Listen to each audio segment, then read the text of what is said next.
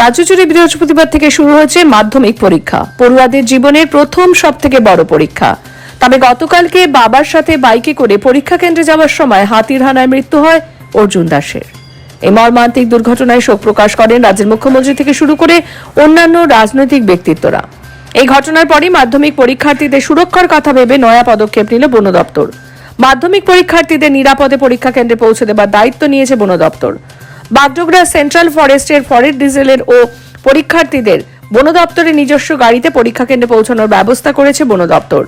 পাশাপাশি বাগডোগরার জঙ্গল সংলগ্ন এলাকায় বন দপ্তরের পক্ষ থেকে কড়া নিরাপত্তার ব্যবস্থা করা হয়েছে এবং পরীক্ষা চলাকালীন ফরেস্ট ডিজেল এলাকায় সাধারণ মানুষদের প্রবেশ নিষিদ্ধ করেছে বাগডোগরা রেঞ্জ।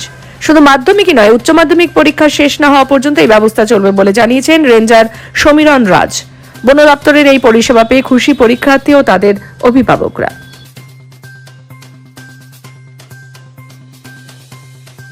তাদেরই আমরা বাইরে বের করার জন্য এখান থেকে নিয়ে যাওয়ার জন্য আমাদের গাড়ি থাকছে।